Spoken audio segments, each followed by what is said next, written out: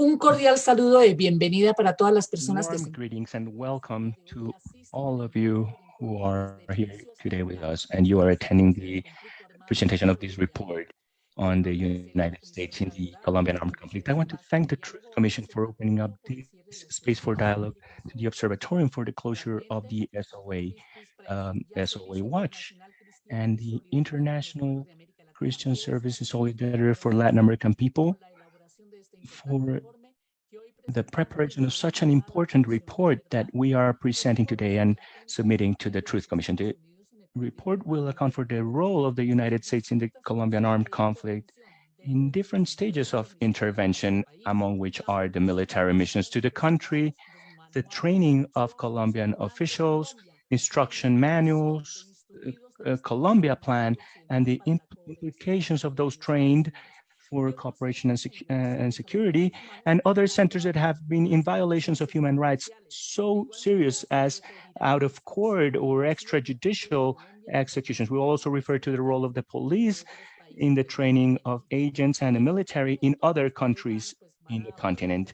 At any time, you may leave your questions or messages in the chat using hashtag we listen to clarify. Escuchamos para aclarecer.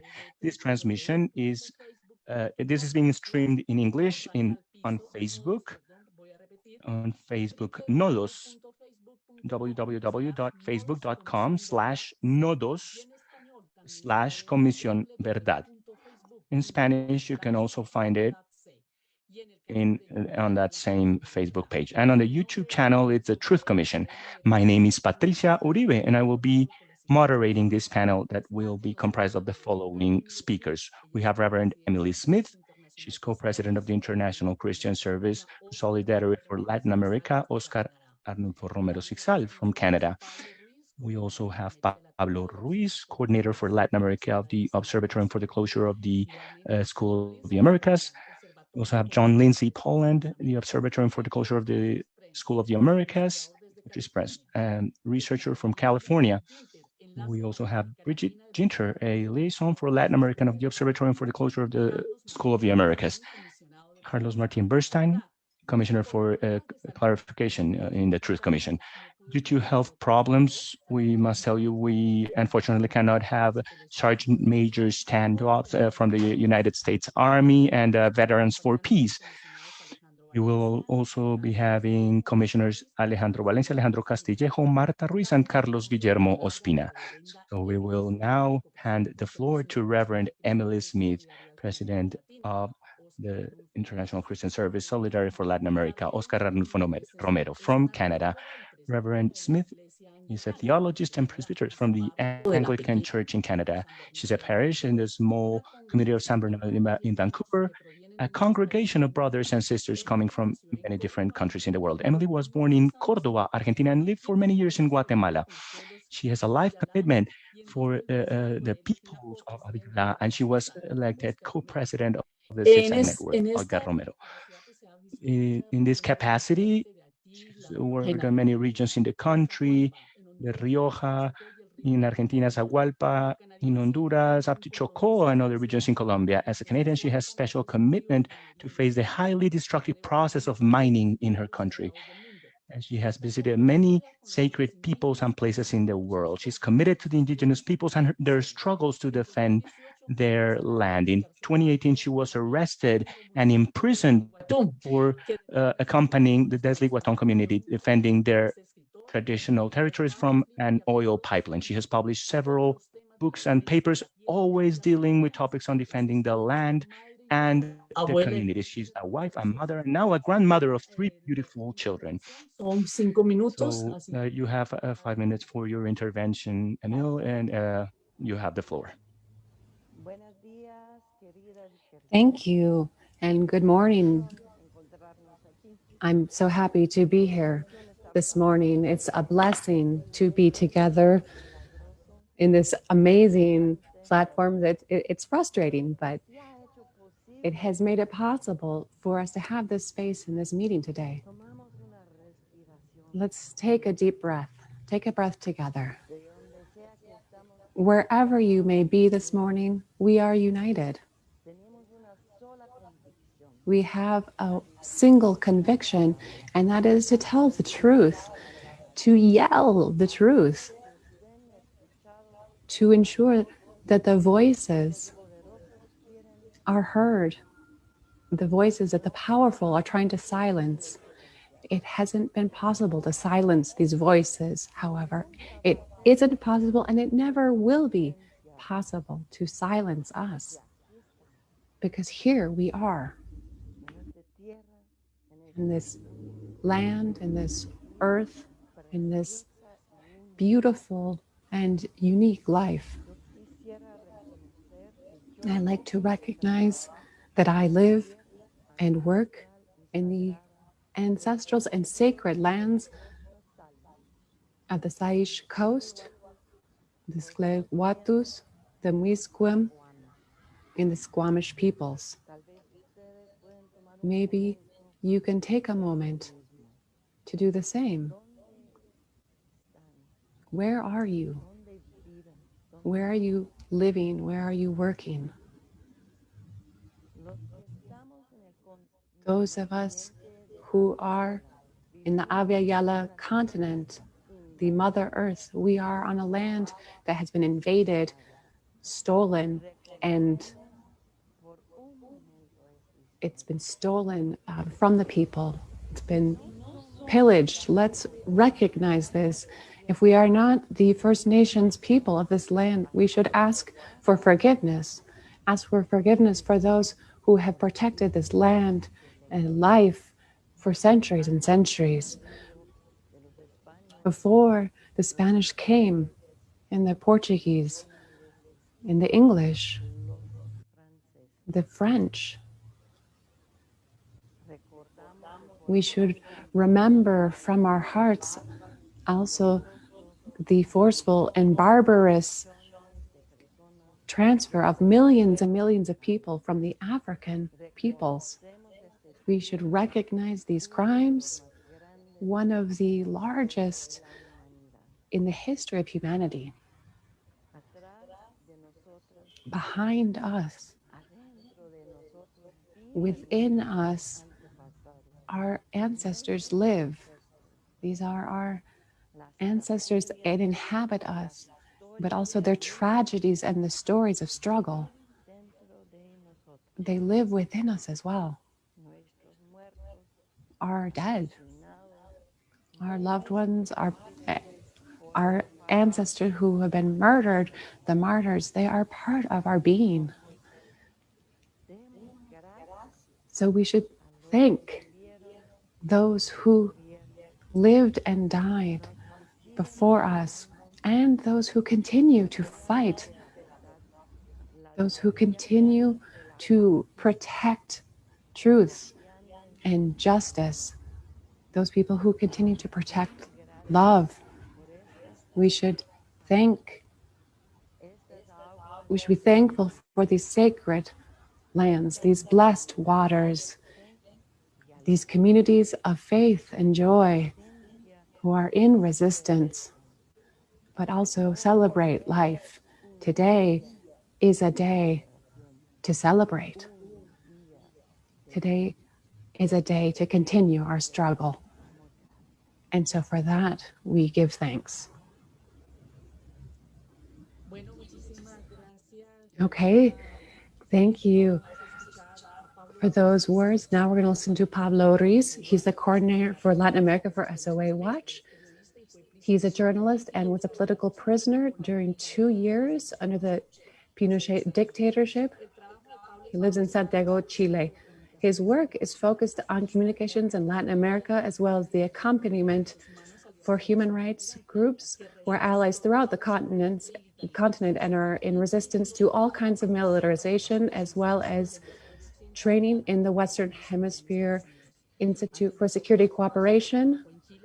Pablo worked with Amnesty International and the Ethics Commission Against Torture before working with SOA Watch.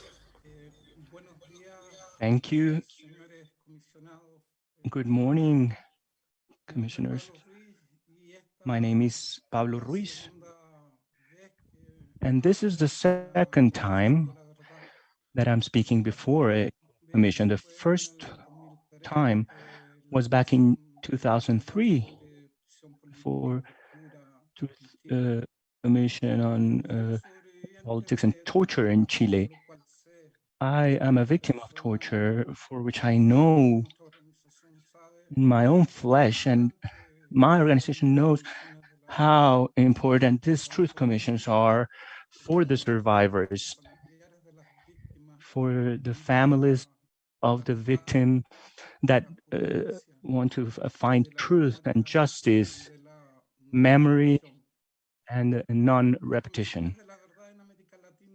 Commissions in Latin America have implied a very important step to defeat this impunity that is a daughter of oblivion, is a step to look at ourselves, to break the silence, to overcome the fear, and to ask for human rights to be respected, to demand it. For many years from SOA Watch, we have worked in Latin America together with organizations and with the organizations of the families of victims of state terrorism. From our organization, time and time again, we have reported the negative impact that the training of the School of the Americas has had by way of the military help that the US has provided throughout our continent. Every year since 1990, when our organization was founded, we are remembering the thousands and thousands of victims of state terrorism. And we say, we are here, we are present. They are a living memory, and they are the reason for our work for peace and for a new world. In 2007, we were in Colombia with our founder, Father Roy Bourgeois, Lisa Sullivan, and Linda Panetta, and we listened to many, many terrible testimonies. Among them, the statement of the then spokesperson of the movement of victims of state crimes, Movice.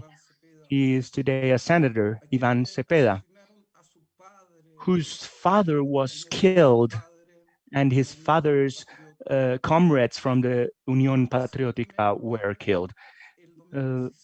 More recently, in 2016, we participated in a pilgrimage for peace in Cacarica, Chocó, for the 19 years of the Genesis operation, joint action of militaries and paramilitaries that took place in 1997 and entailed the murder of leader Marino Lopez Mena, but also the beginning of unprecedented violence in the low Atrato region in Chocó, with threats, killings, disappearances, and forced displacement on a major scale against all the Afro communities of the territory.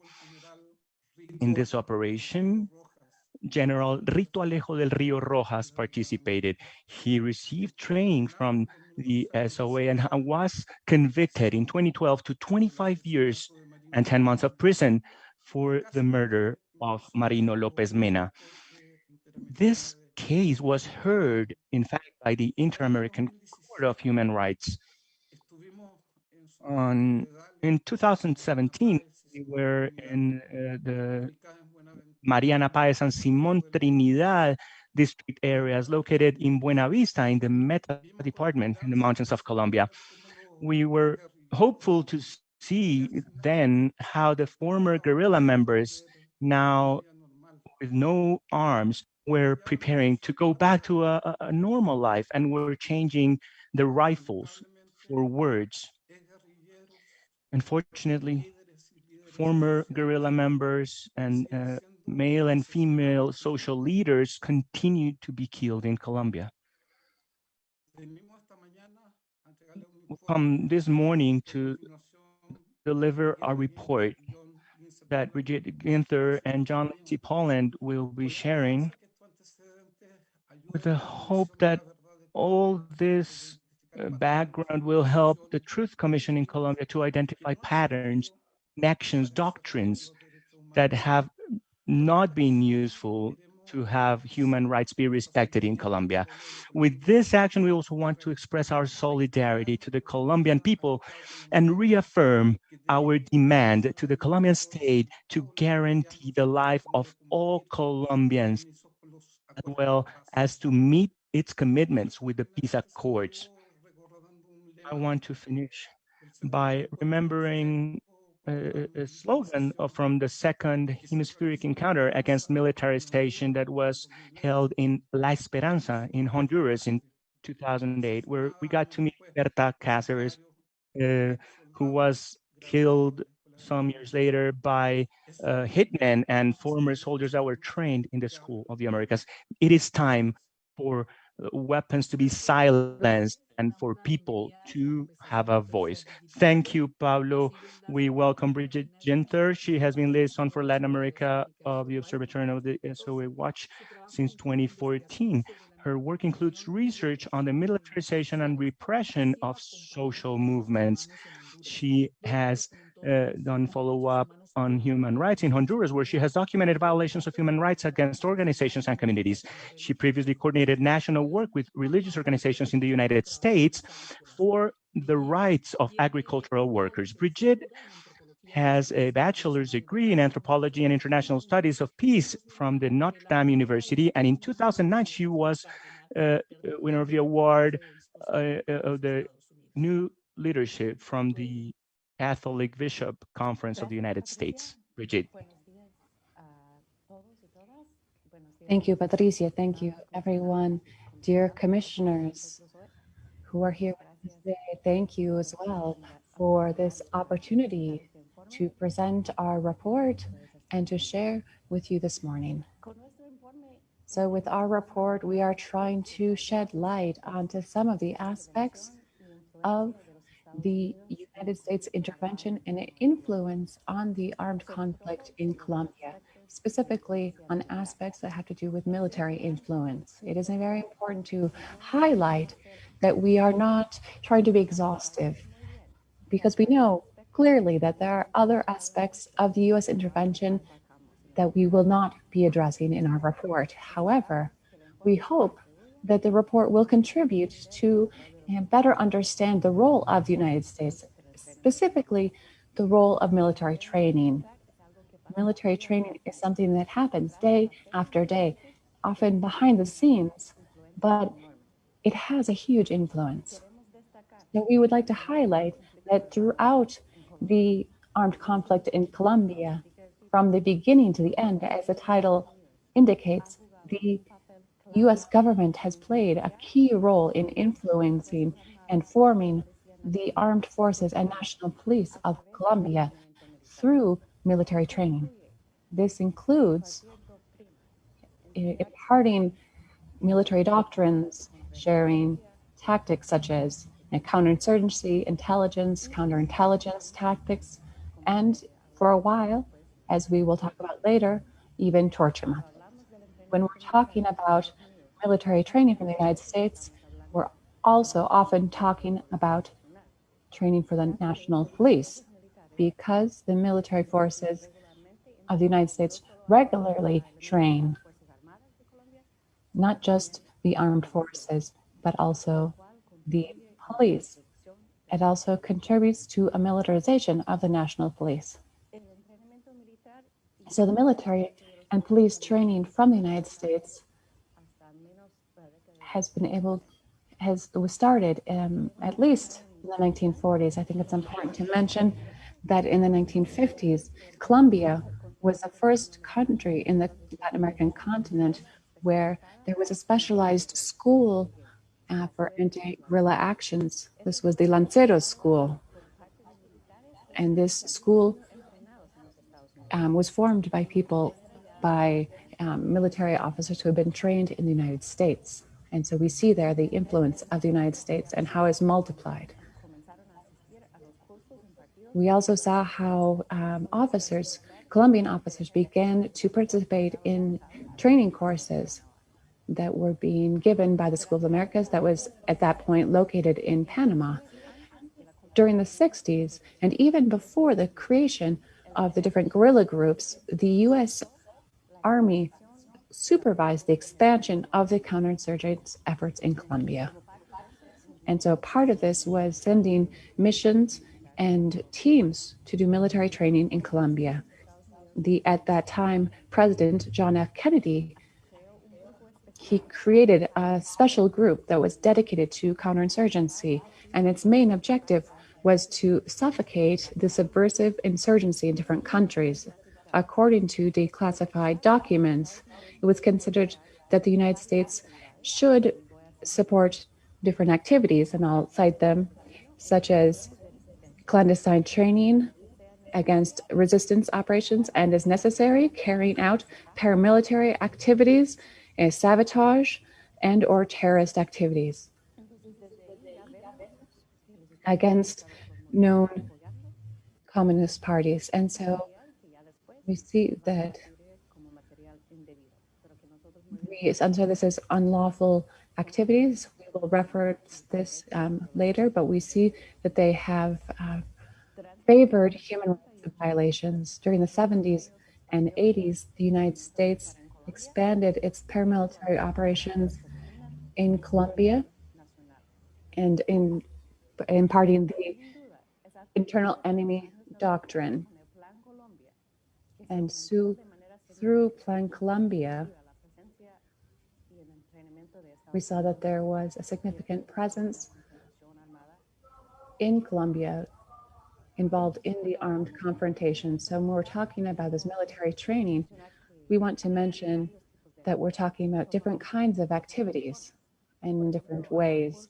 So for example, there are large courses where they're training entire groups in Colombia using US instructors. And these are often more basic courses, but when we're talking about more advanced courses, oftentimes these are specific invitations to be trained in the institutions located in the United States. These are sometimes short seminaries, courses that are a month or a year, a master's, and other options. So there is a variety of training. Something that we have analyzed when we are looking for patterns, it's not just that the person was trained by the United States, but that the course and the time, the length of the course. So sometimes there are command and general staff courses, which are a year long, and they generally have a greater impact than a month-long course or a weekend seminary.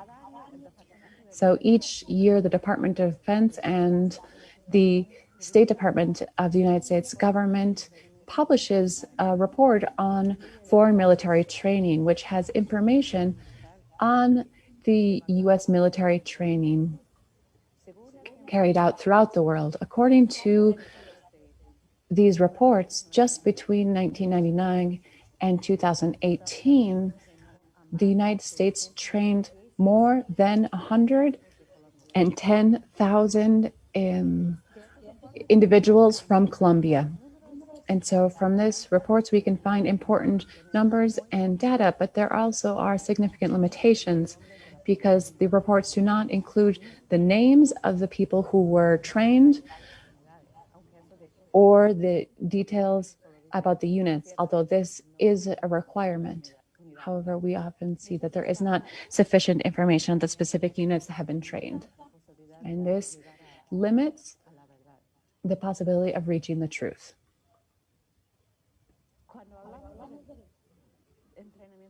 So when we're talking about military training from the United States, we want to specifically mention the School of the Americas. This is a military school in the United States for militaries and police officers throughout Latin America. And it was founded in 1946 in Panama, and then was later transferred to Fort Benning, Georgia, where it currently operates, although now it's called the Western Hemisphere Institute for Security Cooperation, WINSIC.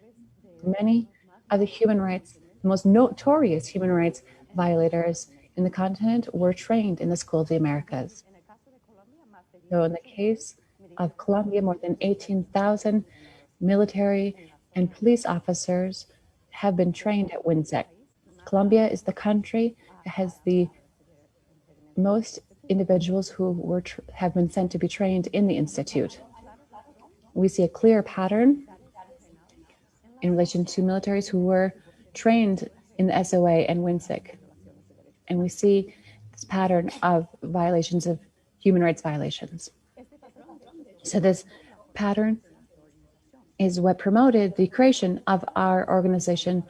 Over the last decades, we have documented people trained at the School of the Americas who have committed grave human rights violations. In the case of Colombia, we'll share a few examples. Luis Enrique Ortiz received training in 1983, and then he was later convicted for the massacre of La Rochela. General Agustin Ardilla was trained in the School of the Americas in the Command and General Staff Promotion Course in 1984. Later, he was accused for his role in the Mapiripan massacre, as well as the San Carlos de Goroa massacre.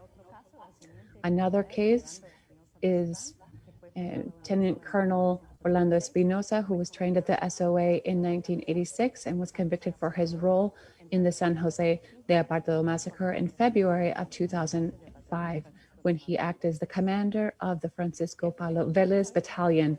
These are just a few military officers who were trained when it was called the School of the Americas. And then after 2001, when it became WINSEC, we have other cases.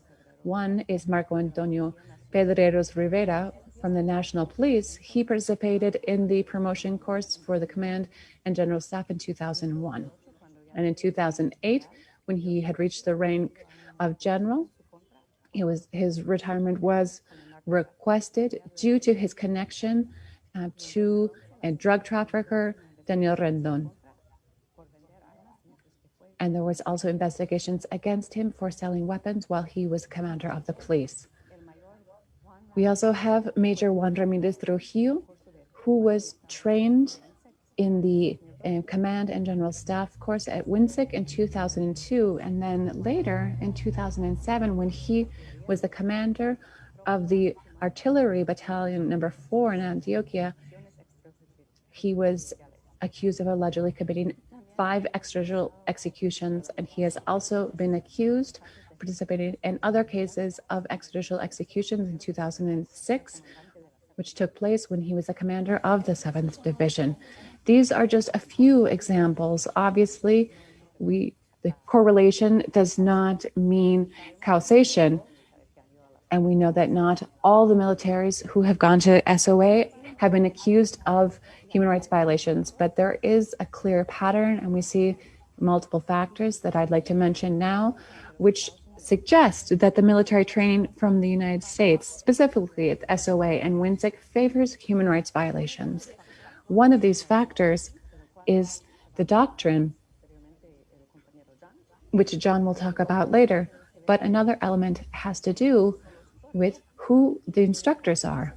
And so in the case of SOA WINSEC, we've seen that instructors have been invited from Colombia to give courses. And when we examine who these people are, we've seen that several of them have been implicated in human rights violations, drug trafficking, and other abuses. So this suggests that the training that is being given does not respect rule of law or does not promote respect for human rights violations.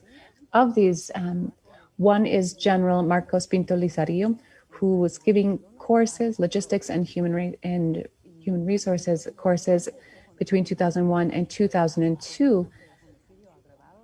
And then he was later convicted with others for aggravated murder of 42 farmers.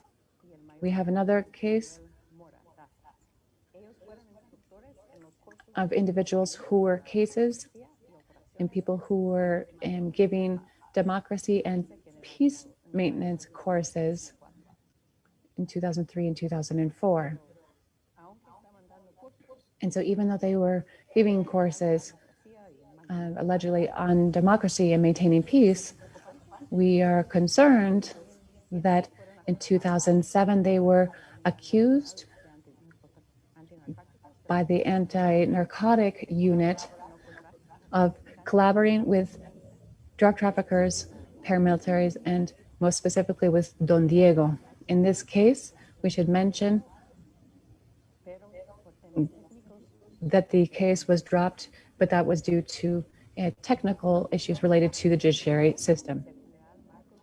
Another case is Marcos Pinto, Lisa Esterazo, who gave logistics administrative courses between 2001 and 2002 when he was a major, and he was denounced by the victims of extrajudicial killings, and he's being investigated for the death of 42 peasants who were presented as guerrillas and killed in combat. These are just, once again, a few cases. The report has more details, but something that we want to mention is that what is very clear in relation to the military training, specifically at SOA and WINSIC, is that it is a way to back and a way of empowering these individuals, and allows them to act in a way that contributes to an increase of human rights violations. And so I just want to mention a study that was written by John Lindsey Polland, who will speak later, but it shows the people who were participating in different courses and imparting courses. You have the 25 individuals that John Lindsey Polland was able to find information about. 12 of them, that's 48%. 48% were accused of a grave crime. And according to the report, there were multiple extrajudicial killings after the official officer was at WINSIC. And then he also looked at the 25 who were not trained in WINSIC in the same time period and the same rank. And of those 25, only 4 were in charge of units where there were extrajudicial killings. It's only 16%. So this suggests there is a strong connection between training at SOA WINSIC and human rights violations. And so this pattern of political backing and empowerment for military officers and police officers who have and can commit human rights violations is evidence in cases that I like to mention. One is General Fauk, who was an instructor, a special instructor invited to do trainings in the United States, even though he was accused of grave crimes and even had an arrest warrant. It was the arrest warrant for the massacre of 16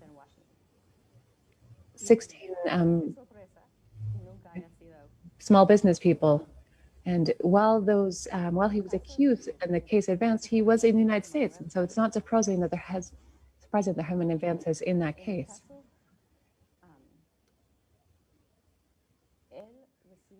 And so there was allegedly false information was provided in relation to preparing declarations before with the other soldiers and pressuring them to request the order against him be recalled. And in 1991, there was initial investigation by the Attorney General's office. He traveled to the School of the Americas for a promotion course, the Command and General Staff course. And if that's not enough, he was then designed as the boss of the course. And this is something that is really, it's curious And even more, when it was reported in the news, when it was announced that these people were sent to the SOA, they declined making comments on these cases. Another similar case is that of Lieutenant Colonel Becerra, who in 1988 had an arrest warrant for the massacre of banana workers in March of the same year. And he also traveled to the United States to participate in a military course. So when a member of the judiciary in Colombia looked for him, he was informed that he was in the United States taking a course. And so we see that there is this military support, backing from the United States for these individuals. In relation to the police, we want to mention the role of the United States Special Forces in training, specifically the Gaula forces, since they were created. This was the 7th Special Forces that were trained. They were trained so much that according to the United States government, this is one of the longest term collaborations in the world. And so the jungle commands are being used, and they're financed by the United States government. They continue to operate. So are there different elements that limit the information? And one, as I mentioned in the reports, there oftentimes is not information about the units that these individuals came from, and this is an obstacle to reach the truth. But we do know is that the police officers are trained in different military academies together with military officers, and this increases the militarization of the police forces. This is something that we find to be very concerning, and since the role of the police is to protect the civilian population, which is different from that of the military officers. So I'm just going to conclude with some information on the lack of transparency, which is something that we address in our report. And so in the cases that I mentioned, we know we have this information because through freedom of information requests, we've been able to request the lists of participants and instructors who participated in the SOA and WINSIC. But as of 2005, the Department of Defense has refused to declassify those names. And so people who are being trained currently, we see there's a huge lack of transparency as of 2005. And this is another obstacle, is also an obstacle to understand the connection with crimes that they could possibly commit, because we don't know who is there. So there was a court case that mentioned the risk. This is maybe a theoretical risk, but for the people who participated in these courses, if their names were shared, and they said that the risk was greater than the public's interest to have the information. However, as of this year, WINSIC has decided to publish on its Facebook page the photos from the graduation ceremonies. And so there we see the names, ranks, and units of all the individuals, because we see that argument does not have real weight, because in the end they're publishing this information publicly. And so there's no reason for them to have denied prior information. So I'd just like to close here and want to say that one of the very important factors to analyze in relation to military training is the manuals that have been later declassified. There are 7 declassified manuals and by the Department of Defense. These manuals it was identified that they contain material that was maybe undue material. However, they were used for years. And these manuals were based on classwork that was imparted for years, and that was based on materials from Project X, which is the material that was used for the training of military forces of Latin American militaries in the 60s and 70s. And we see that there are major concerns that this training could contribute to human rights violations, and for that reason, it was stopped by Carter. However, these manuals were later used by the SOA to train military officers, and more than 1,300 military officers were trained using these manuals with these materials, and then another 4,000 between 82 and 91. And so if that wasn't enough, we said that there was also distribution of these manuals to military schools in Colombia and other Latin American countries. And so there I will close. And so give the microphone to Patricia and then John, who will talk more about the military doctrine. Thank you so much. Thank you, Bridget. Thank you for contributing to this space and the presentation of the report. So we will continue with John Lindsey Polland, who works with the Observation of the School of the Americas. And he comes with us from California. To highlight, he is an important researcher. He has researched, written, and done advocacy on human rights and demilitarization of U.S. policies for over 35 years. He coordinates the Stop U.S. Arms to Mexico projects and also works for the Healing Justice Program for Latin America. His research has focused on U.S. foreign military assistance and military bases and the respect for human rights in Latin America. Between 1989 and 92, he coordinated projects on Latin America. And with For Reconciliation, he was a co-founder of the Colombia project of Peace Brigades International and for Peace Presence in Colombia. He studied literature at the Harvard University. And so we hand over the space to John. Thank you. Good morning, commissioners from the Truth Commission, from the team and the audience in general. We want to thank the Commission for having facilitated this space to talk about the role of the United States in the armed conflict in Colombia.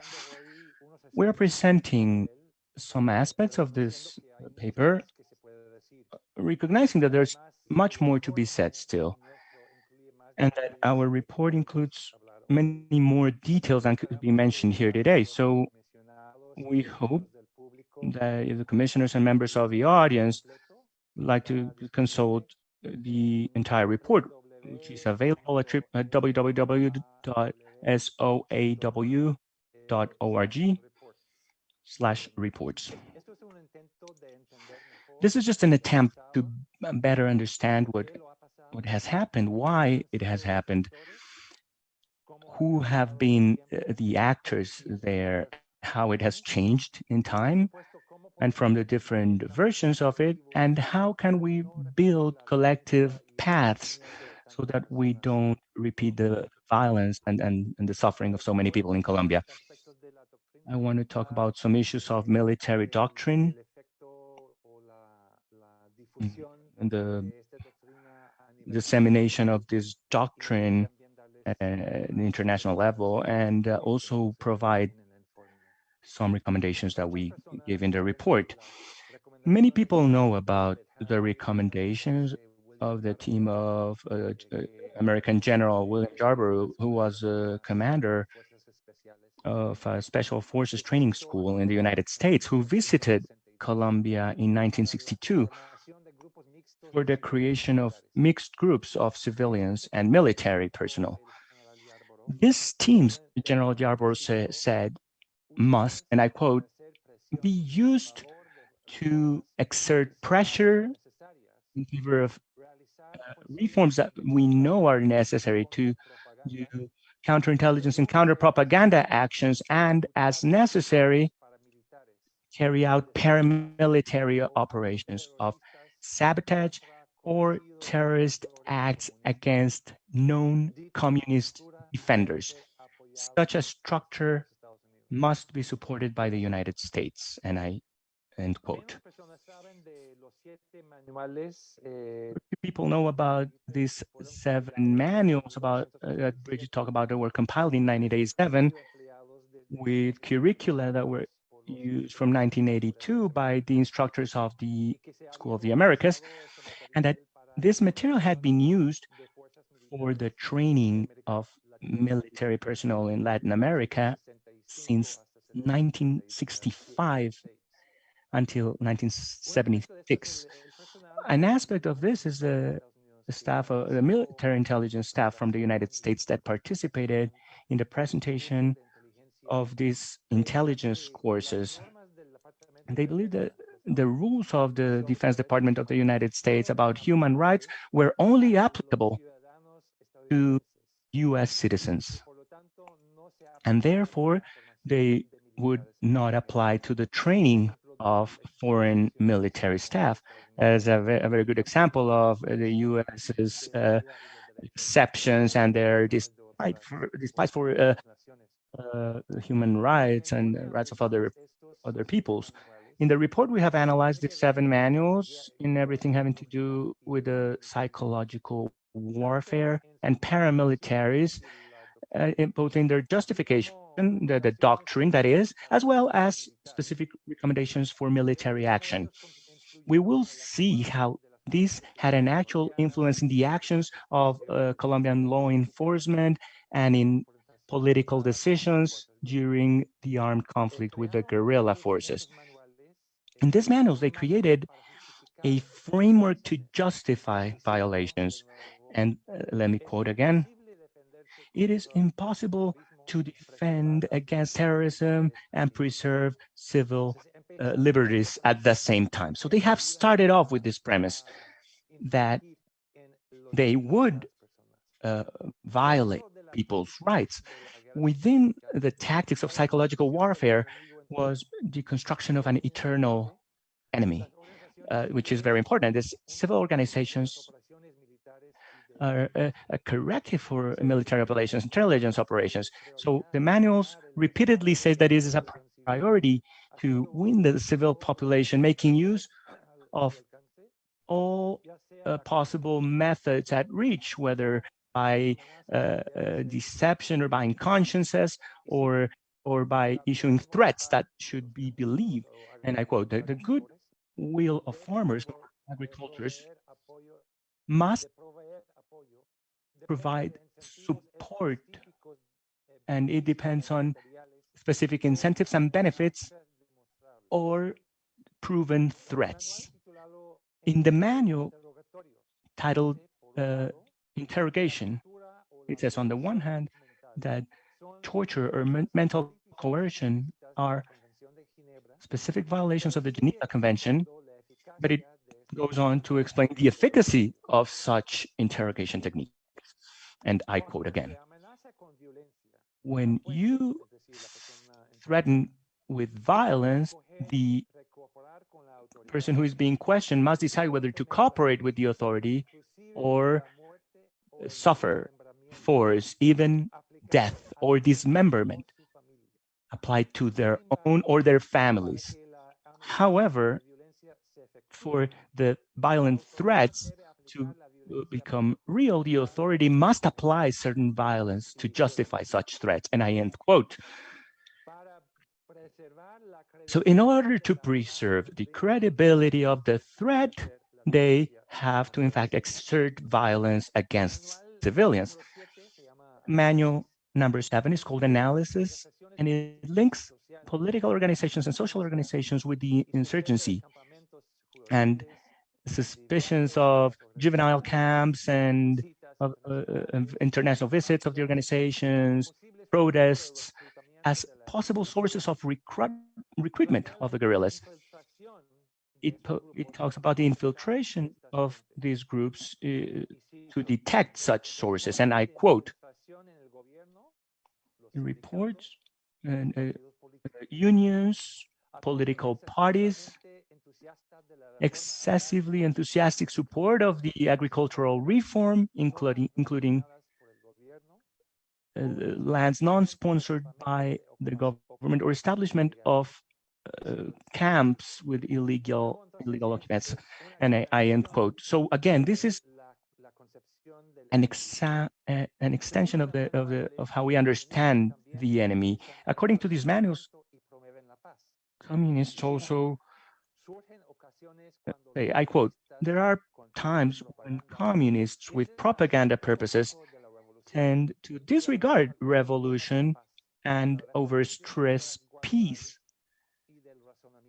Quisiera la cita. And Recientemente, en 2016, recently, in 2016, within the framework of the agreements between the government and FARC, the army started the reformation of its doctrine and manuals. For this purpose, General Diego Luis Vega Muñoz was assigned, but he himself has a certain past in some activities that were allegedly paramilitary activities. So that also also some things about the doctrine reformation process. Between 2006 and 2010, Colombia implemented the doctrine of comprehensive action, Doctrina de Acción Integral, which was also promoted by Southcom from the US, to sort of conquer the soul and the heart of the population. And the new battlefield was the people's conscience, what they called the understandable words. You could think that only in ancient history, or that this is not in force anymore, but doctrine is long-standing. You learn it early during the professional lives of the military, and then they go up the ranks. The manuals doctrines of the US in the 60s are then reproduced in later decades in manuals of the Colombian army, and in turn they serve as professional education for young officers later on. The narratives contained in these manuals find an echo in the broadly promoted thesis by Colombian officers about this sort of judicial war, whereby many of these killings that were mentioned as false positives were truly legitimate killings during combat, but they say that the FARC were forcing the farmers to report them as the killings of innocent people. This is another part of the narrative that was promoted in these manuals, that those that are reporting human rights violations by state forces must be a part of the insurgency. I mean, they don't establish a separation there. Another aspect of the military doctrine of the US is extremely relevant when we are compiling truths.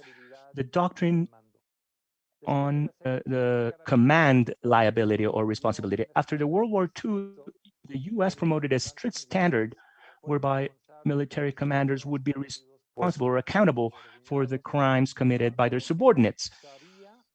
When they were aware or should have been aware of crimes, it was eventually incorporated into the Rome Statute.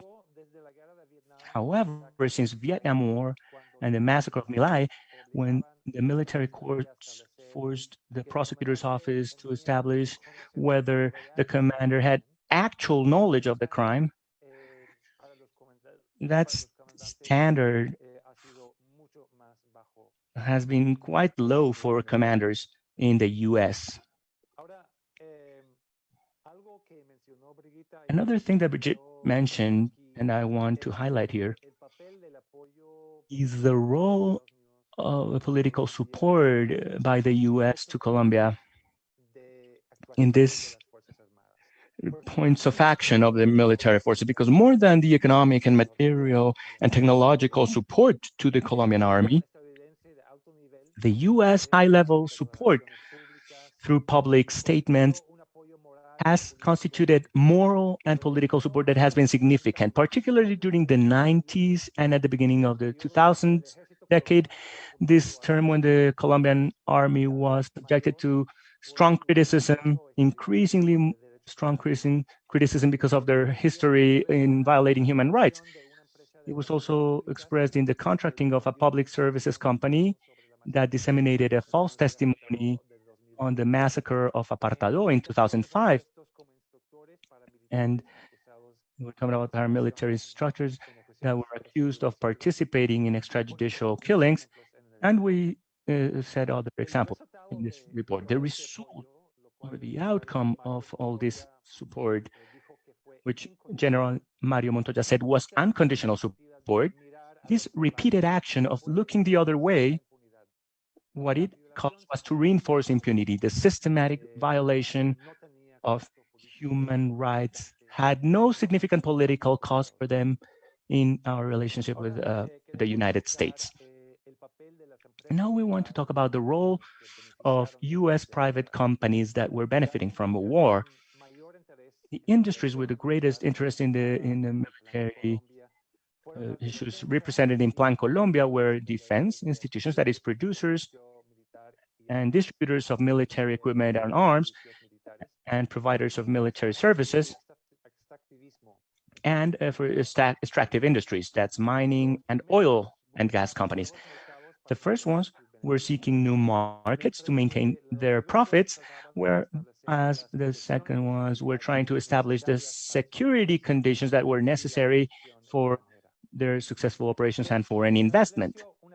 So a certain economic synergy, economic and political synergy was established between the military assistant and units that were protecting the activities of American companies. And these companies lobbied for military assistance and were selling their services or weapons for the they're used by military, Colombian military. But the well-being of victims of the war is not contained within the algorithms of that synergy. Let me give you some examples. The two main helicopter manufacturers, Sikorsky, that was then acquired by Lockheed, and the manufacturers of the Black Hawks, as well as some other helicopters, U.S. firearms companies like 6 Hour. To the beginning of Plan Colombia, between 2000 and 2016, U.S. sold Colombia over 336,000 firearms, including more than 180,000 machine guns and over 47 million bullets, with a value that exceeds $368 million. For anti-drug operations in the Plan Colombia, DINCORP provided maintenance technicians for logistical support to the aerial program, and the pilots flew glyphosate spraying airplanes that was produced by Monsanto Corporation in turn. Occidental Oil spent millions of dollars in electoral campaigns and lobbying with the United States between 1995 and 2000, mainly in relation to Colombia.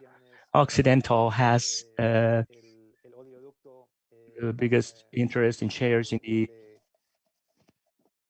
oil pipeline that goes down to Coveñas in the coast. But coal companies such as Drummond protected by special battalions. And the Ministry of Defense of Colombia enters into agreements with companies that have been accused of financing paramilitary groups and ordering the killing of social leaders and union leaders, such as the Drummond Company. Now, another part of the impact of the US's role in Colombia is the internationalization of this training and doctrine that was then forwarded by Colombia to other countries. So the training to Colombian military staff has been so efficient that the US has trusts Colombia and considers it to be a model to be replicated. So since 2004, the US is using Colombian instructors to provide training to law enforcement officers from other countries. In 2012, 7,000 Mexicans had received training by Colombians funded by the United States. Also, Colombians were also training close to 17,000 army men from Central America, including Special Police Task Force Tigres in Honduras that were implicated in corruption, serious human rights violations, jointly trained by special forces from the US and the Jungle Command from Colombia that was in turn trained by the United States.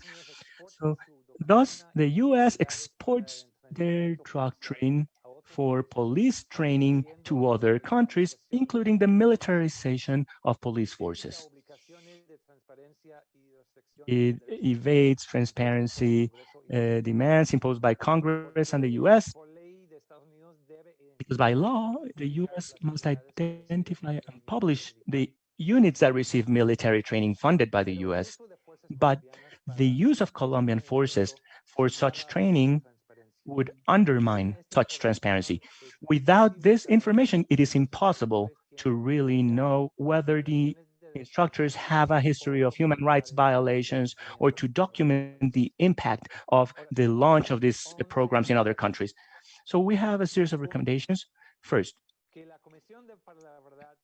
the Truth Commission requests the suspension of all training for the police and other law enforcement forces in Colombia by the United States.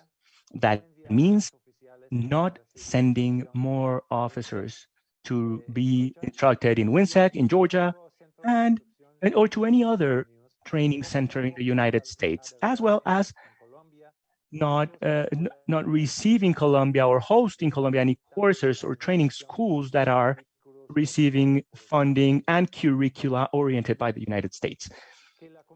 Two, for the Truth Commission to demand to the Colombian state to make public the names, ranks, units, dates, forces, and training sites during the armed conflict of A, those who have received training by the United States within or outside the United States, B, the Colombian instructors for military students or police forces from other countries, and C, soldiers from other countries who have received military or police training by Colombian instructors.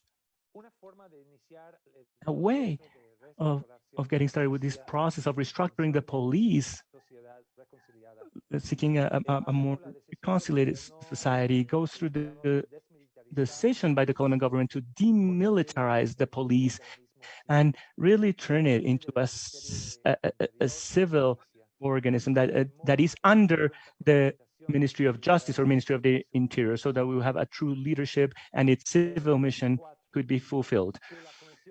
For the Commission should recommend the end of military and police training from other countries to Colombia, particularly training funded or coordinated by the United States, because the actions that go against the right peace and all human rights are a poor influence for these people who are receiving these trainings.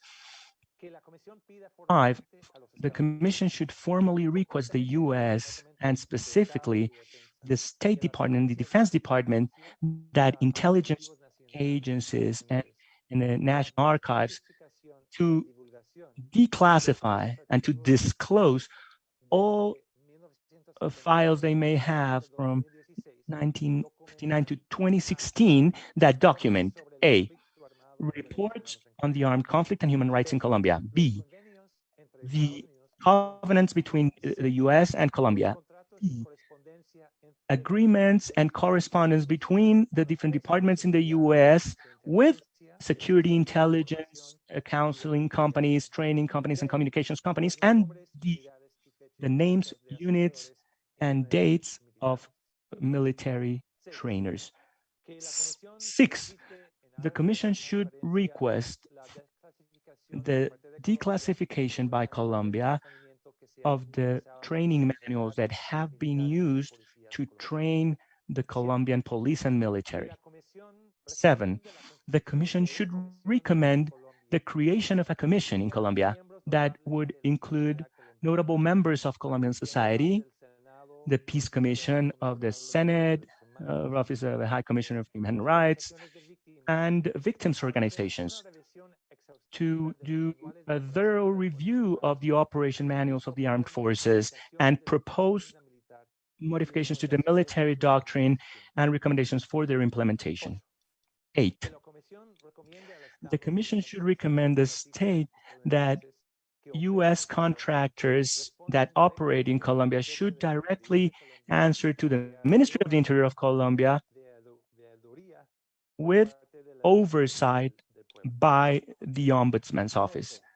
9, the Commission should request the Colombian Senate to approve a resolution that would penalize the influence of private companies in Colombian public security. 10, the Commission should recommend the publication, the suspension of all agreements signed between the law enforcement forces and companies that have their parent company in the US. And 11, the Commission should ask the US Senate to constitute a broad and diverse commission that reviews the doctrines and historical and current impacts of police and military training by the United States to Colombia and to the whole of Latin America, and to provide recommendations for redress and for non-repetition. It is important to examine these instruction programs and their impacts in terms of human rights. That commission should formulate recommendations to the US Congress to recognize and to redress damages, to guarantee non-repetition, to identify people who are to be held accountable, and possible sanctions for those implicated. From the beginning to the end, the US has been a fundamental actor to understand the development of the Colombian armed conflict and the different violences that we have to struggle against. We hope that the Commission will consider these recommendations to help overcome the armed conflict in Colombia and a redefinition of cooperation by the US under a notion of equality, of a greater democracy for the continent, and the compliance with human rights. Thank you very much, John Lindsey. We will now hand the floor to Commissioner Martin Bernstein. And we want to remind you all following us on YouTube or Facebook to please ask your questions so that our panelists can help answer them. Thank you. Commissioner, you have the floor. Well, thank you. Thank you, Patricia.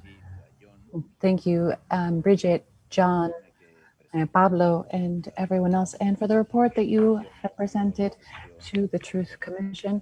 And also thank you for the International Christian Services, SOA Watch, and for Peace Presence for bringing to the Commission a report that talks about, even though we're talking about internal armed conflict, we understand that there are numerous international dimensions as well. And one obviously is, military dimension that the report indicates, and another is the economic military or security influence, which is also reflected in part in your report. So I'd like also to open up the space to my colleagues from the Commission in case they have any questions. I'd like to clarify elements of the report that was presented, and then I will kind of close with a summary of these different questions. So before that, I'd just like to say, the importance of this report. I think back to when we were working in Guatemala, there was the Never Again Guatemala report, and we brought in an anthropologist.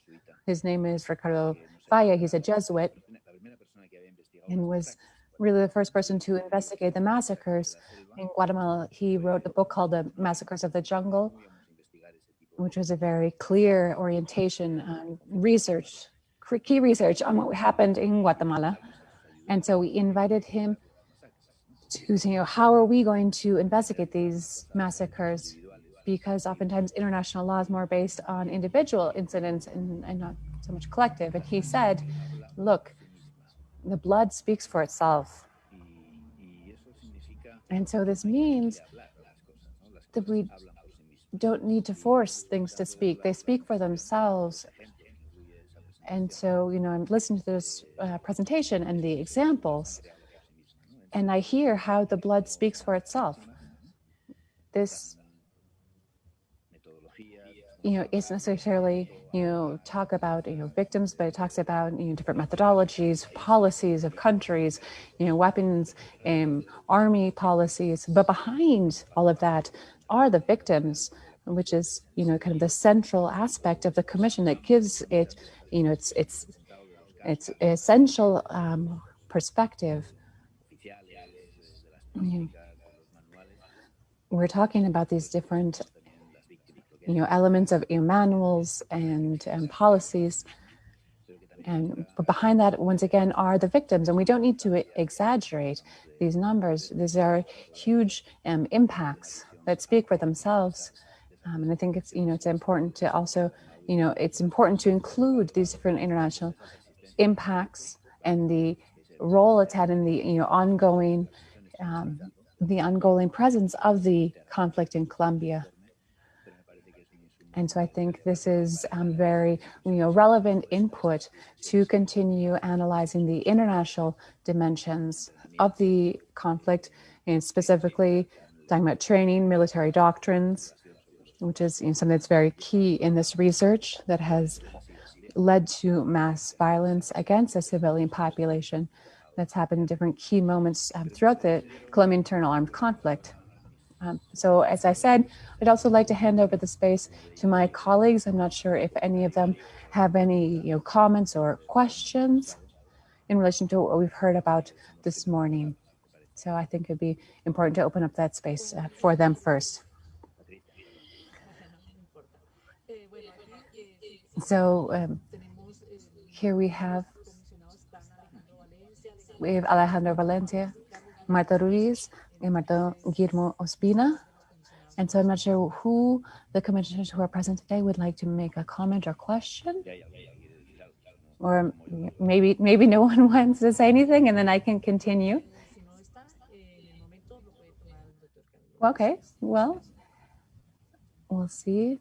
I guess no one wants to speak. Okay, I'll continue. So here there's a truth. I think it's very relevant for the Truth Commission. And this is talking about the asymmetric power roles. The United States is a country with huge power and the ability to influence the world, and specifically in Latin America. We've seen this in other countries, as well as in Colombia. So I think that it is important that this is a case that allows us to see key elements presented by the reports. I think one of those is the training.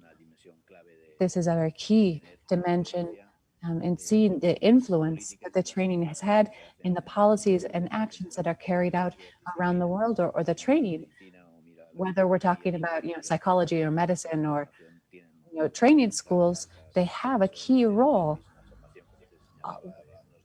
Obviously, it's not the same thing, a few days or a year-long course. They have different implications, but I think it is very relevant that we can examine this information and to highlight to the teams of the three organizations that backs this information. That's more than this summary. It would be very important to have the first original sources to be able to have more clear access and more than the general context and overview.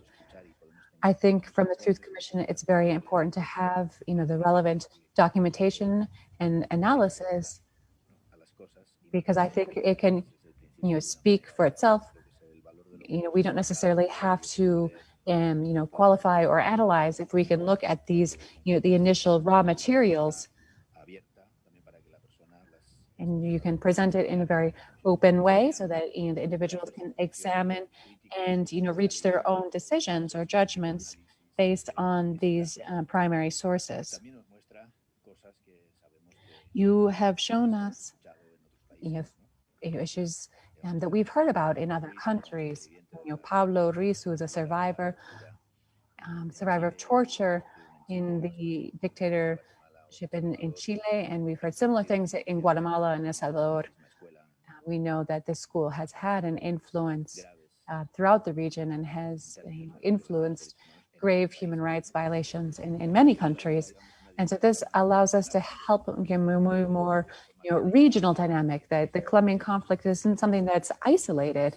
It's not in a bubble that's separated from other policies and dynamics that are taking place in Latin America. And I think that aspect allows us to understand these more general dynamics and these patterns that we have talked about, these methods, these sets of actions that contribute to you can see this coherency between these actions, that these aren't separated or individual actions. This is more like a modus operandi.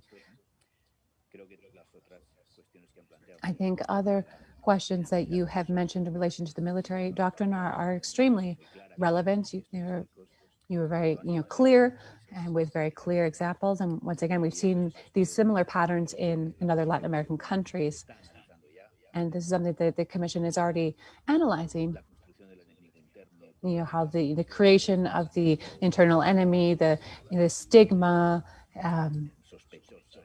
turning the civilian population into a suspect.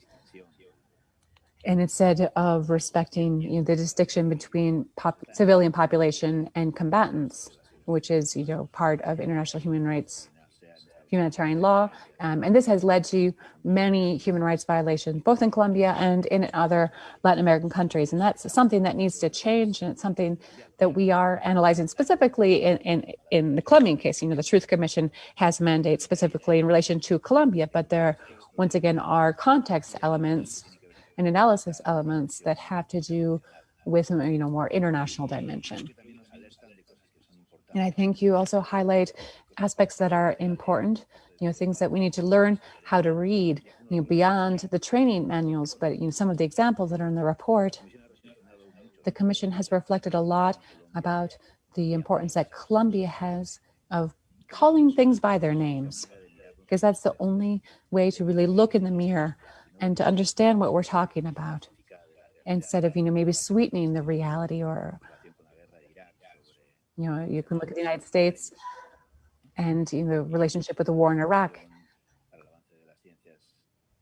and how some of these realities were shifted. Using the psychology in the United States, there were documents that were documents that show that it's important to talk about things and use their name. In Iraq, we're talking about torture, and so here we can see that something is demonstrable.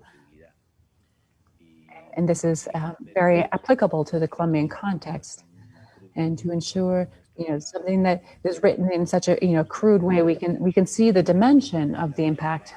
We can't, ignore it and pretend that it didn't happen, but we need to analyze the implications. And I think that's something that's extremely relevant.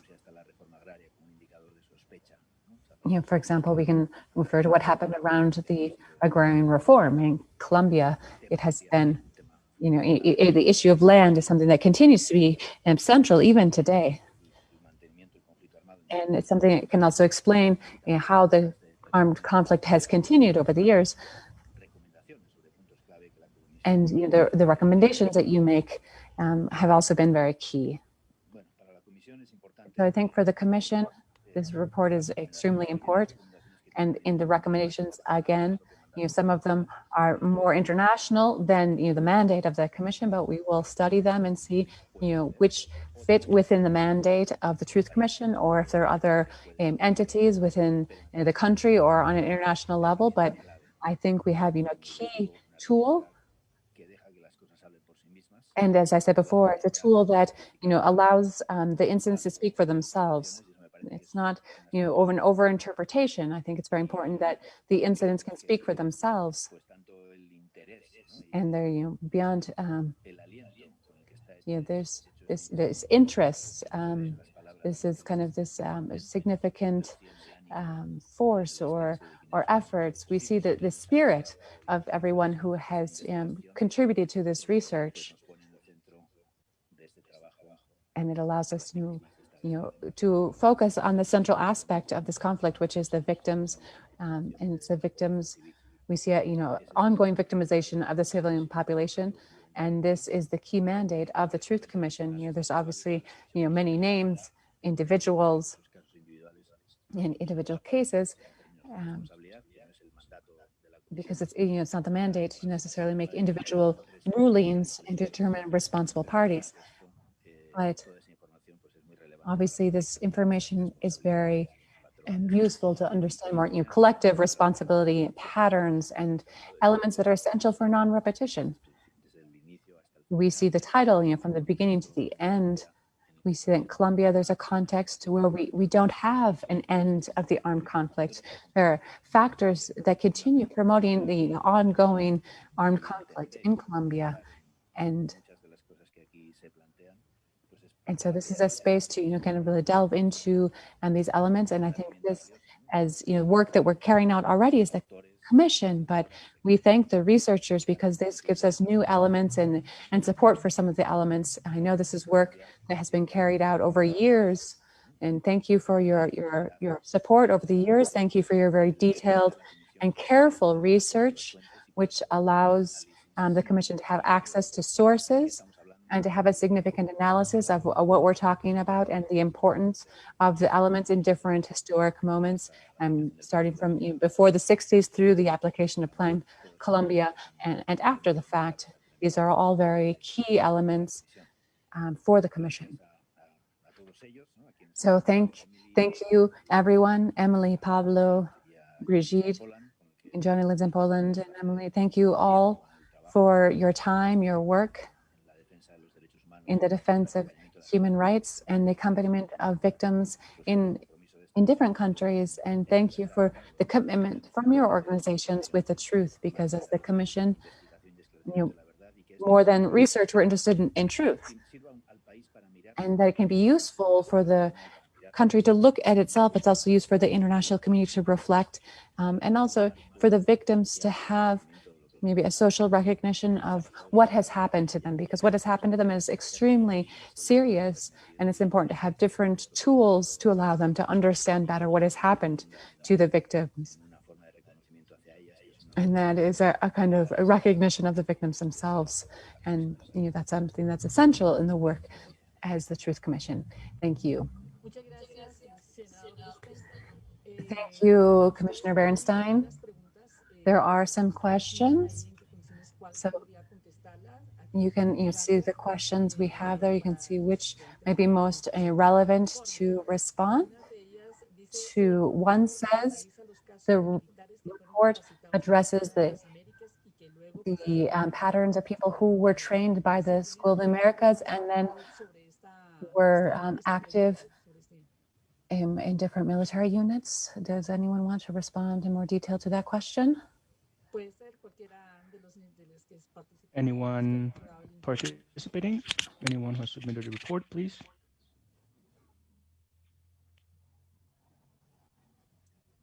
No sé si Brigitte quieres responder, pero Brigitte, I don't know whether you would like to answer, but what I would say is the cases that we present in the report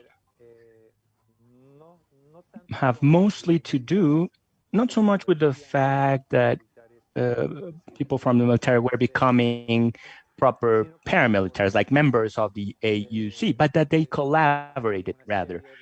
So there are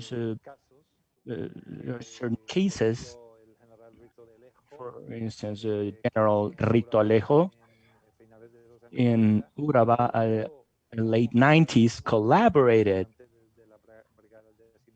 as a commander of the 17th Brigade with paramilitary units in their actions, and that's well known.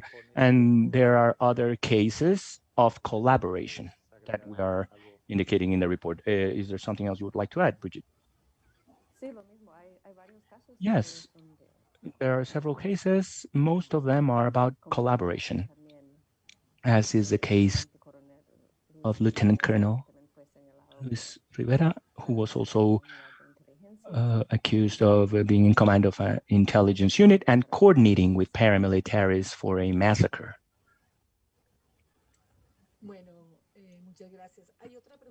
Thank you. There's another question by the participants. It says that whether you, in the report, you could talk about women in the territory, pregnant women, young people, something that has a relation to the training and this participation?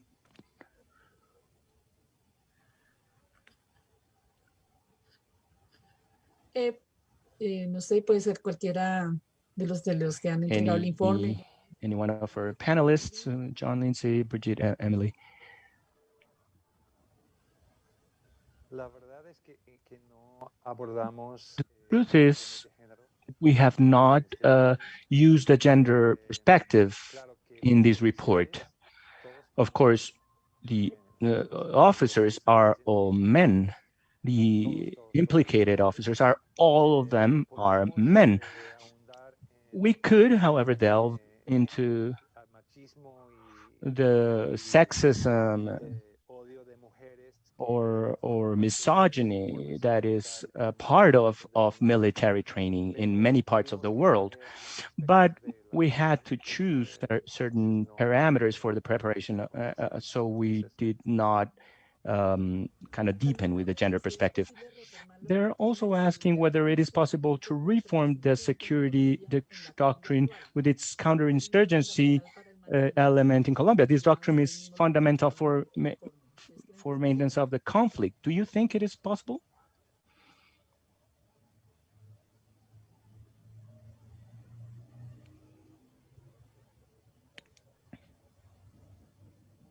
No quiero tomar toda la palabra de todos. I don't want to steal the mic. Yo creo que, en mi opinión, in my opinion, yo creo que las doctrinas de I think that counterinsurgency doctrines have so much ingrained these concepts of the internal enemy, the civilian as an internal enemy, that it would be hard to maintain this, because there's a whole history of counterinsurgency doctrine, and we would need to reformulate the whole concept of why is the state using force? What are the legitimate uses of force by the state? And I would say that it would have to be much more restricted, because in the current world we're living in, both in Colombia and other countries, both the police and the military are using violence and force under the state in many actions that could be much more constructively and effectively responded to. It has to do, of course, with the lack of basic needs, health, education, jobs, or mental health care, lack of it, that then ends up in claims or protests that the state responds to with counterinsurgency or with violence. So I think we would need to have a deep reform. I wouldn't know whether the counterinsurgency concept would survive such an analysis. Thank you. This is a question that is addressed to Pablo Ruiz. Say that the U.S. are so responsible, accountable for these governments. What is behind these links, and what is the responsibility of Colombian governments for the mere fact of allowing the U.S., with all their background of violations of human rights, to train the armed forces and police forces? What is that responsibility? Well, there's a political accountability on the Colombian government side, the Chilean government. Most governments that insist on sending their troops to the School of the Americas. It's not the same where you send your child to study. And if someone knew that there's a rapist in that school, you would not send your child to study there. And the School of the Americas is quite famous on that. In Chile, we're working hard really to stop sending troops and police officers. There's also an issue of political will. We believe that the doctrine of national security expressed in most of our countries with huge police violence and terrible police violence also has an element of will to do it, to adopt the international doctrine of human rights. I want to add, in this report, we didn't talk about sexual violence, but it is an important topic. And I want to remember the 53 girls who were abused by US troops in Colombia. One of the big problems that we've also uncovered here is the issue of immunity, of the US troops' immunity in Colombian soil or in Chilean territory. This immunity needs to disappear because any person who commits a crime must face justice. It is a very important issue. We've seen it in Paraguay, in Colombia in these recent days. The military tends to abuse women farmers, young women, and that should not happen. Bueno, hay otras dos preguntas. There are Sería other para two questions. posiblemente para terminar, y una de ellas dice es que cuál ha sido el papel de la What has been the role of USAID in the training of Colombian police and military, and is it mentioned in the report? And the other question is whether there's any type of comparison with between a greater violation of human rights by the police or the military, according to the trainings that each of them have received.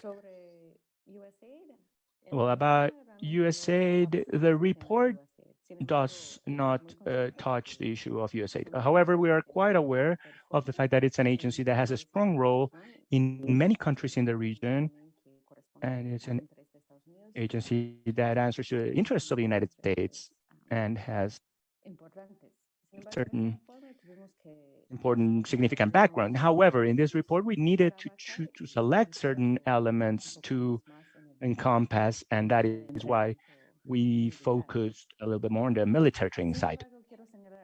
However, I want to say that there are many other aspects of the U.S. intervention, such as USAID, or we can also mention the assistance brigade and security assistance brigade that was deployed in Colombia this year. And this is the most recent embodiment of the training and assistance given by the United States. In the manual, it clearly indicates that their interest is to promote the American doctrine. And the same goes for USAID. All these agencies are always operating under the interests of the United States, not the interest of the Colombian people. So we could write several books on all the aspects of the intervention of the US, but in this case, we've had to choose some aspects where to focus on. Bueno, gracias. Ahí otro de los participantes. Thank you. Another participant is asking, at what time did the armed conflict or the School of the Americas comprendida como un actor relevante can be understood as a relevant stakeholder or actor? Entonces, esa pregunta es sobre el papel. So that question is about the specific role of the School of the Americas, not the United States as a whole, right? Yes, the exact question is, at what time in the armed conflict the School of the Americas can be understood as a relevant actor? I want to add an answer to the previous, a comment to the previous answer. In the 1960s, we had the Office of Public Safety that used to train different police corps in Latin America in the use of torture.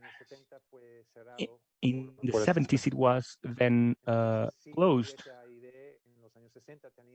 So USAID in the 60s did have a role in the training of the then called death squads. I think during the 60s, the School of the Americas didn't have such a strong role as it gained later on. It did play a role, but there were other programs that were also doing training. So then we talk about the General Yarbrough. There was a previous visit from a CIA team. There were other military courses in the 80s. And then in the 90s and 2000s, there were more officers or cadets from Colombia that attended the School of the Americas, both in Panama as well as then later on in Georgia. And then in the 2000s, that's when Colombians become instructors in that school. And then the relationship between the school and the Colombian army is consolidated, strengthened, and that's a major role we're playing there. Thank you.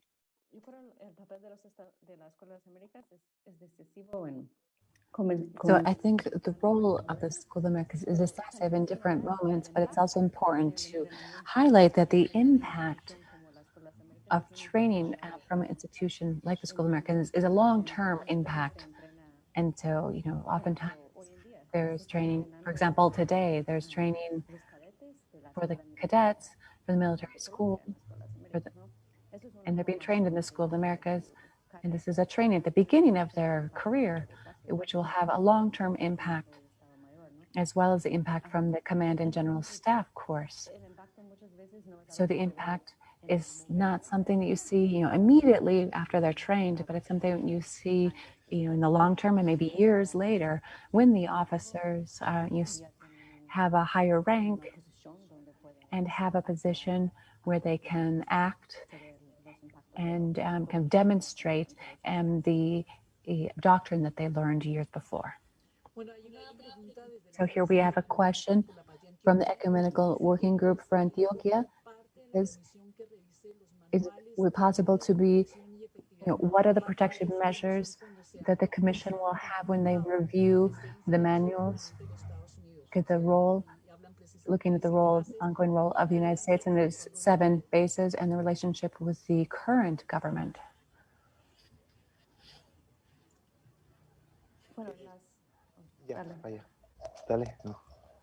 En las recomendaciones nosotros. So in the recommendations, we mentioned 2 commissions, one in the United States and one in Colombia. And so we want to acknowledge that obviously the United States has a huge responsibility, and which is why we've written this report, and it needs to more internal examinations. But also in the report, there are also more details about who could participate in these commissions. But we always highlight the importance of victims organizations, civil society organizations, who have lived firsthand the impacts from these doctrines, as well as representatives from Congress or Senate, in the case of Colombia, to review these different materials.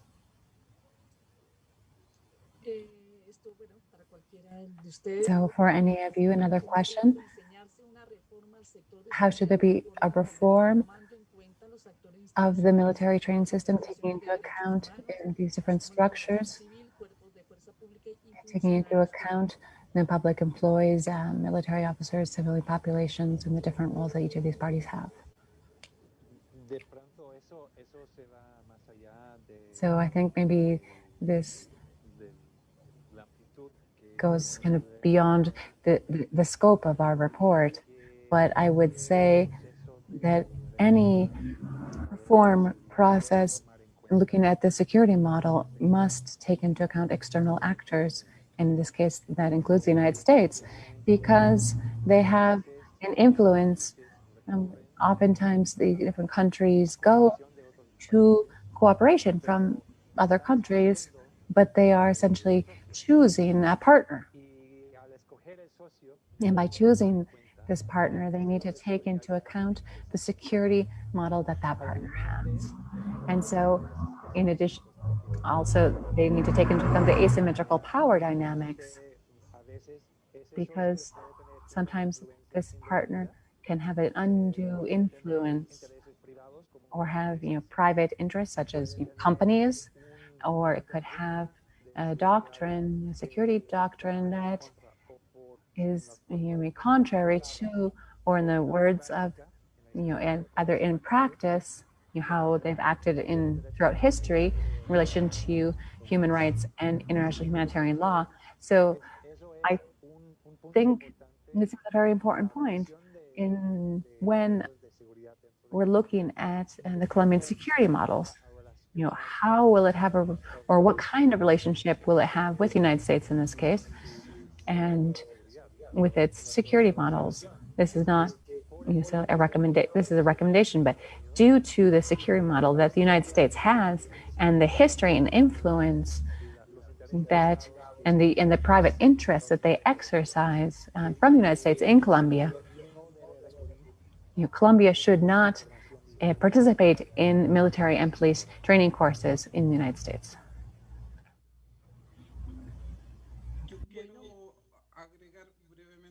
I'd just like to briefly add that in relation to security, there's an important need to demilitarize the police. We can't, solely focus on these military aspects of security. Security means that we all have, security to work, and to have a police that will respect our rights. We need to understand security from a much broader and humane and respectful plane, the respect for the guarantees for everyone. And so it's essential to have participation from civil society organizations and social organizations, workers, peasants, human rights organizations, to be able to reformulate these policies, what we want to see in the armed forces and the police forces. This cannot continue. We cannot continue to see the assassination of social leaders, activists. This violence cannot continue.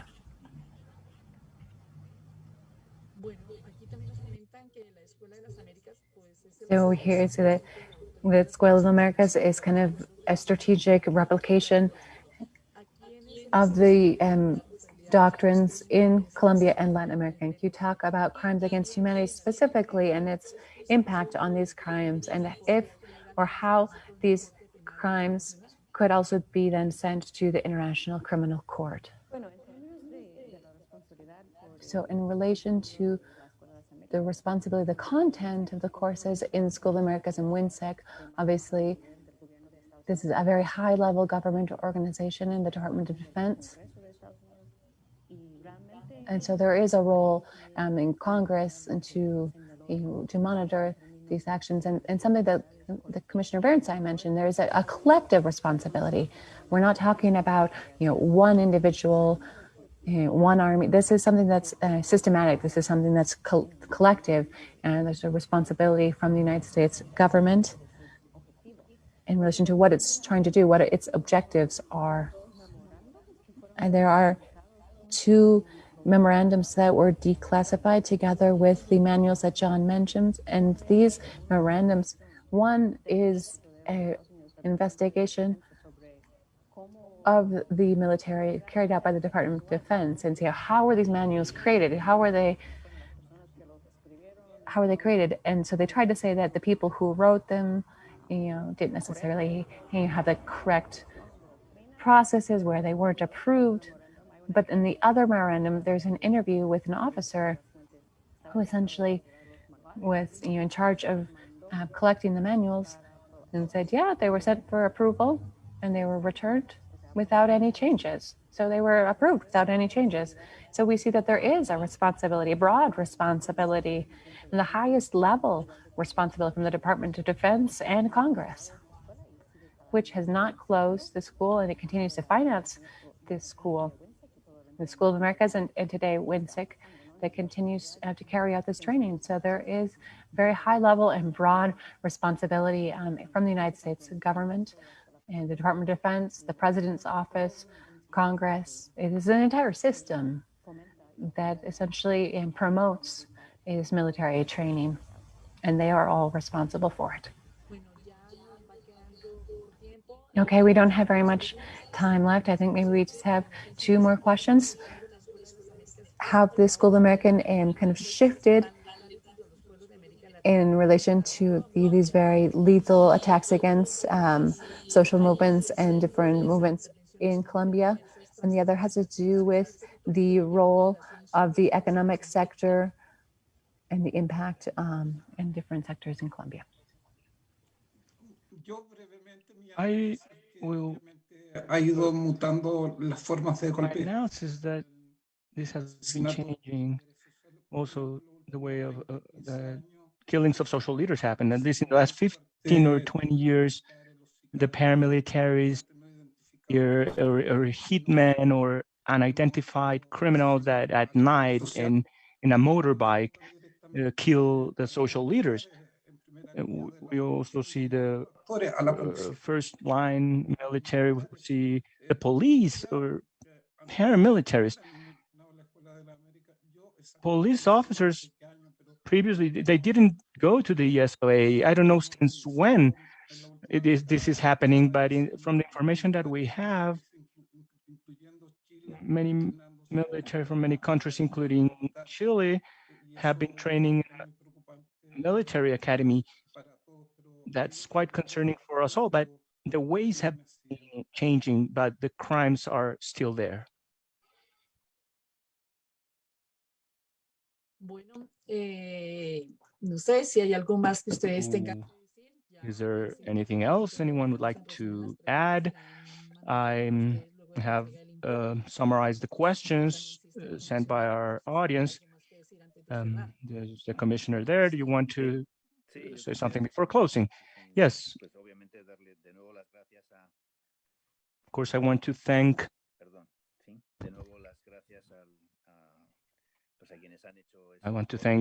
the people who prepared this report, which will be extremely useful for the work that we're doing at the Commission and the investigations that we have. And John was reminding of us a case at San Jose de Apartado. They murdered an entire family, the family of a person that was very well known, a leader who we had worked with for many years in this supporting a non-violent resistance, and around which a whole story was built that ended up being a lie about who had killed him. So I wanted to remember him. His name was Luis Eduardo, and I want to remember him because there are people like him, and his defense of human rights cost him his life and his family's life, but they show the reasons for why we're doing what we're doing and why we're working with all these mechanisms and the things that have made all this possible. And I also think that he's a great example of how the American people that there is an American people that is committed to peace and to truth in Colombia, and to these people, the Truth Commission wants to thank for their commitment and for the things that they have seen, they have investigated, and provide all this knowledge to be examined by the Truth Commission. Also, this former veteran that was gonna give us his testimony, we hope his health will be getting better, and if there's a chance, perhaps he could send us a small video talking about his vision on this report, and it would be great to listen to. So thank you all very much on behalf of the Commission. It's extremely relevant that we've had the possibility of doing this and have this material available for our work. And as I'm telling you, please, let's keep in touch for the next coming weeks. So maybe you have some other supporting information that you could provide to the teams at the Commission so that they can do more deep cross-checking and referencing. Thank you very much. Thank you. Please don't forget to view the report at the Truth Commission's website. Thank you to all our participants, the Truth Commission for making this space possible and gathering several entities to continue to contribute to the clarification of truth and lead to the non-repetition of these events. Thank you all very much. Gracias.